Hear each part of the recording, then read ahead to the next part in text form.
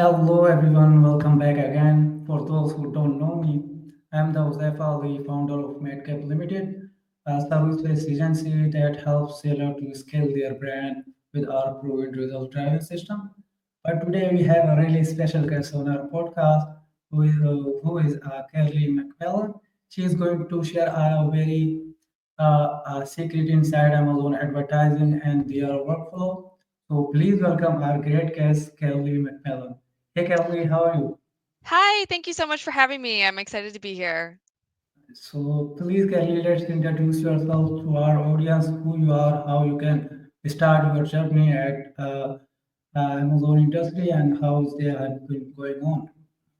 Yeah, so as you said, my name is Carly McMillan. I'm the co-founder of PPC Farm. We're an Amazon PPC management agency, so that's what we specialize in.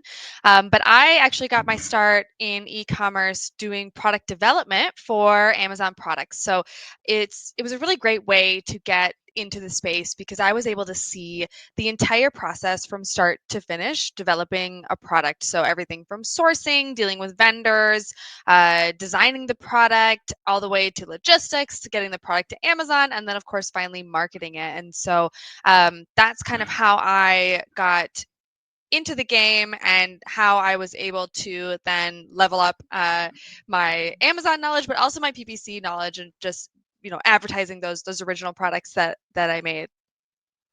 Yeah, perfect. So how you can decide you can going to Amazon PPC marketing instead of Amazon logistic and other service? Yeah, so, the parent company of PPC Farm is an Amazon seller. So, been selling on Amazon for over a decade, thousands of SKUs, about a dozen different brands at this point. So, we're very much still in the Amazon world. And we do, of course, have to sort of solve all those different problems related to Amazon for the parent company. So, logistics included, right? All these other services. And so, when we were thinking about, okay, what kind of service should we offer to other Amazon sellers? The first question we wanted to ask ourselves is, what do we do best? What are we really confident in that we could offer to other sellers? And so PPC was definitely one of those things that we felt like we had really solved. Now we absolutely have figured out all of the other aspects of the business too. Otherwise, it would be quite difficult to keep running things. But PPC was something that we felt we had really solved. We were really good at, but then also could build infrastructure and software around easily to offer to other sellers. So yeah, but actually we are coming out with pretty soon an inventory forecasting software, but that's still in the works, still a bit of a secret. Okay, so let's start.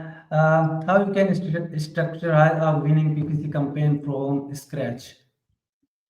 Yeah, so if you're first starting out and you've never run any campaigns before, the best advice I can give you is to pay attention to structure, right? And so we always recommend single ASIN, single ad group, and single match type campaigns. So for example, you'll have a broad campaign, an exact campaign, an auto campaign, right? That kind of a structure is going to give you the cleanest data and just make it easy for you to look at your campaigns in campaign manager and help you to manage things, especially if you're doing everything manually at first, no software or any kind of automation to help you. That's Yeah. going to be the best way to get set up and get started. And the other advice that I always give people who are just starting out is, you're going to just have to try things and make mistakes. You're going to just have to throw things at the wall and see what works. Your first campaign might not be your best campaign, and that's okay, right? You need to kind of get a feel for it for yourself.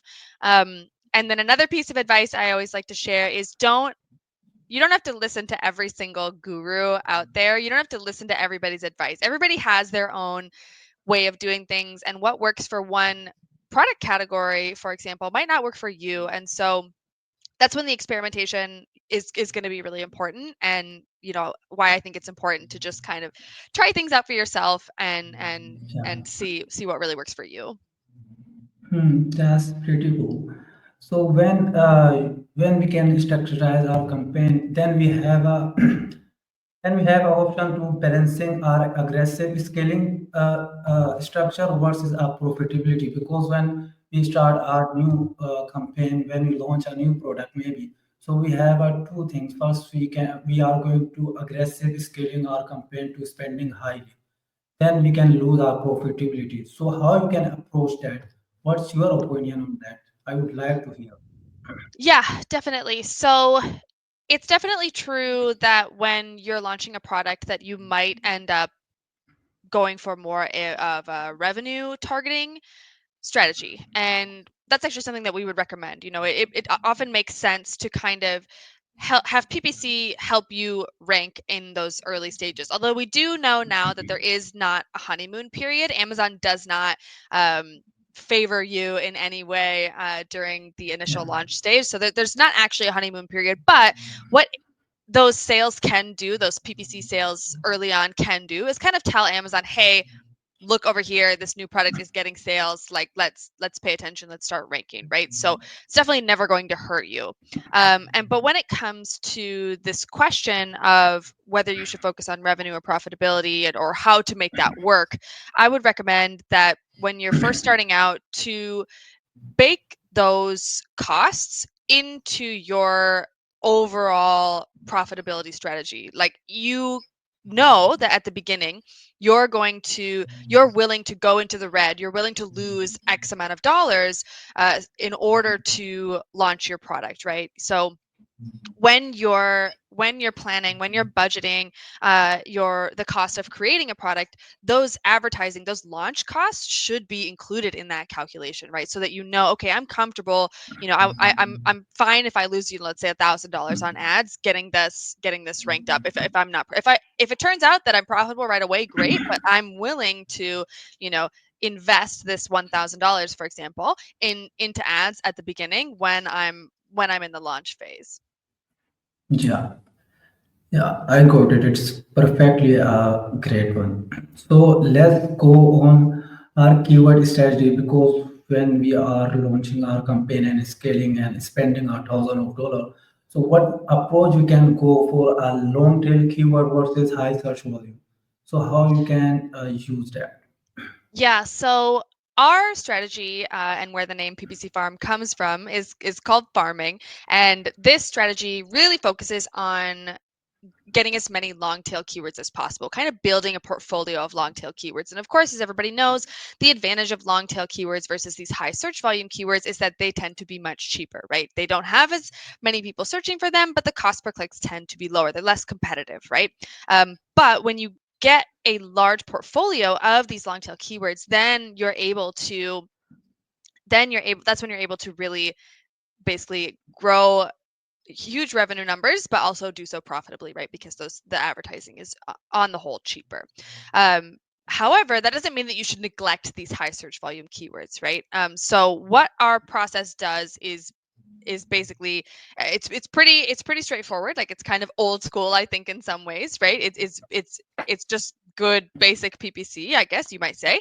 Um, is we utilize keyword discovery campaigns, or what we call our farming campaigns, to discover all the possible keywords that convert for your product. And some of those might be those high search volume keywords, right? And that's okay. Like, you wouldn't want to neglect those. I don't think that it would make sense to only go for long tail or only go for high search volume. I think it's important to have kind of a mix there. Um, but um, but you know, all PPC is really made up of keywords and then bids on those keywords, right? Those are kind of the two main Yeah, components of PPC at the end of the day. So, um, yes, having those highly relevant keywords, that's one part of the puzzle, but the other big piece is the bids on those keywords, right? So, yes, you have your high search volume keywords, but and they could blow out your budget, but that's where proper bid management comes into play as well, right? So I guess, to answer your question, a balance of long tail and high search volume keywords is probably the way to go, but that all of that doesn't really matter if you don't have proper bid management strategies in place along with that. so okay, let's explain about what's the best practice for bits adjustment and bits optimization. So there's a lot of opinions on this, right? And there's a Yeah, lot of different ways that you can go about bid management. For example, there's the question of, like, should you be? All comes down to is why you are bidding the way that you are. Like, what is really your North Star? And that is going to be, or I believe should be, based on the profit margin of every single ASIN. And so what do I mean by that? So for example, if you have a 20% ACOS, that might seem really great. Wow, look at Yeah. this low ACOS, right? But why is that good? What does where does that 20% come from? Why do I think that's good? Well, what if that product actually has a margin of 10%? Now suddenly a 20% ACOS is actually quite high and unprofitable on that ASIN. So um, understanding your target ACOS and having it be influenced by the actual gross profit margin of that product is, I think, the best way to approach bid management, because now you have a guideline in terms of, okay, if I know that in this, as with the example I just shared, if I know that the margin on this product is 10% and my ACOS is, let's say 30% or something, then I know that I'm going to have to, I'm going to have to adjust my bids down most likely, right? So having that target ACOS based on profitability for an ASIN can help you just kind of get a guideline, right, in terms of what is the best sort of next step, or what is where should you go with bid adjustment. Obviously there's a lot more, it's quite complicated, there's a lot more that goes into it than just that, but I think that that can help to at least give you an idea of, Yeah. parameters for your bids. Yeah, okay. So also I have one really, really deep question about how we can approach a seasonal PPC campaign for scaling optimization or profitability. How you can approach a seasonal PPC campaign. Yeah, so the way that we Did you handle get that? seasonal. Oh, sorry. Hmm. Yeah, yeah. Okay. No, you can continue. Okay. So the way that we approach products that are highly seasonal is actually we have our own proprietary software that we use, and within this software, we're able to set dates for on and off season throughout the year. And we can actually set up multiple time periods for on and off season throughout the year. And then what our system will do is it will only look at on season performance during the on season time period, and same for off season. So what that means is that during the on season, it will automatically start to increase bids on individual keywords based on their performance, right? And in the off season, it tends to lower them, right? Because the performance isn't as good, and so we want to lower the bids. And so what this helps us to do is ensure that we're not overbidding in the off season or underbidding during the on season. And like I said, we can set up multiple time periods throughout the year, because some ASINs, it's not just Q4. There's kind of random holiday spikes.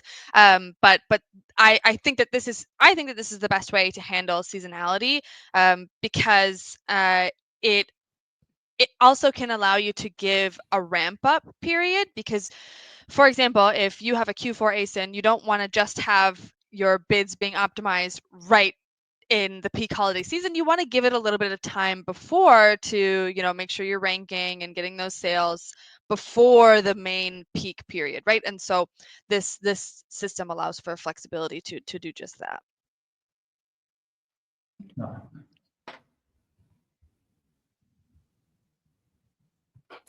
Yeah. Okay. Can you hear me? Yeah. Yeah, okay, perfect. I have some few problem in here, but okay, we can continue.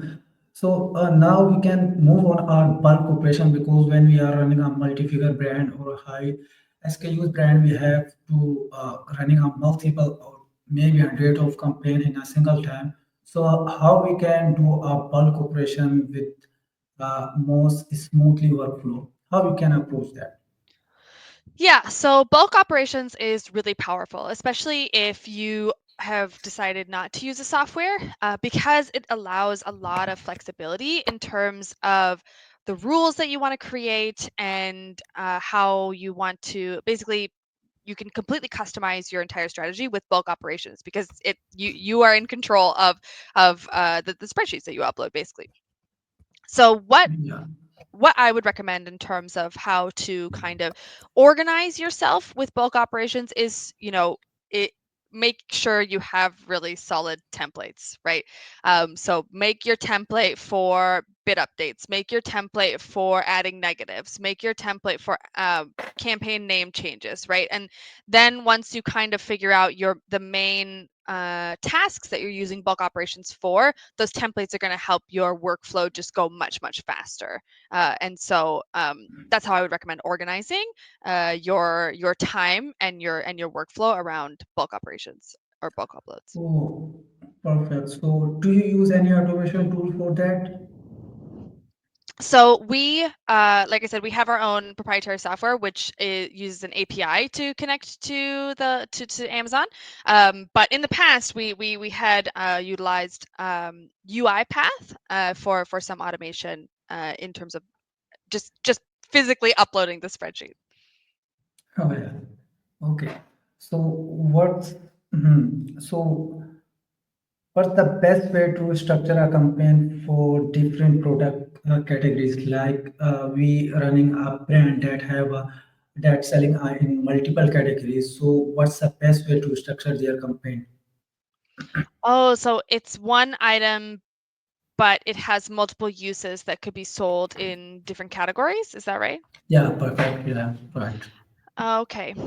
In this case, I don't think you necessarily need to break up your campaigns unless you were also going to have multiple listings for this product. So, um, so what I mean by that is, let's say, for example, you have like a little organizer tray. Maybe you could market that for a desktop, maybe like a desk tray. Maybe you could market it as like a bedside table tray, or I don't know, a vanity or a bathroom organizer. Like there's a lot of different ways that you could market that. So unless you were going to have a totally separate ASIN, a totally separate listing for that specific use case, I don't think you necessarily need to have multiple campaigns for that. I think you could definitely keep all of those same. You could keep all the same keywords in the same campaign, because again, I always recommend structuring campaigns one ASIN per campaign, and so then everything that's associated with that ASIN, whether it's one category or another, or one use case or another, it doesn't matter. It's all associated with the ASIN. Perfect. So, do you recommend any AI automation tool so that you can use that you can recommend it for scaling optimization PPC campaign? Yeah, so our our software is proprietary. We don't currently offer it as a SaaS product, so I can't recommend ours. But one tool that I do really like is AdLabs for bid management. I think it's not AI. I don't necessarily think that AI is even necessary for most things related to PPC. As particularly bid management, I think that good old-fashioned machine learning gets the job done, and I think that AdLabs is a really great tool to do that, especially if you're starting to do things at scale. Yeah. So when we are going to do automation tool, so what's the what you recommend to do in manual instead of doing automation, instead of using automation? So So, mhm. yeah, you can go. Yeah, sorry. So typically I would recommend something like a 60-40 split. That's what we typically do at the agency. So that's 60% human and 40% automation or software. So the human part is key, because while automation can help do some of the heavy lifting in terms of, like I said, bid management, or adding a lot of negatives at once, creating campaigns, doing those kind of big bulk actions, that are sort of repetitive and tedious, that's definitely better handled by a software, by an automation. But there's things that a human is just always going to do better, and that's going to be things like keyword research, right? You definitely need a human to handle that, and you definitely need a human to kind of make some of those higher level decisions when it comes to running a campaign, right? So maybe the software has a rule set up that, at this ACOS, if it reaches this ACOS, then lower the bid or whatever. But you, as the human, you know that actually this client is okay with something higher, or whatever, right? So you need a human to be kind of in there, able to make those higher level strategic kind of decisions and override what's maybe happening in a software or an automation.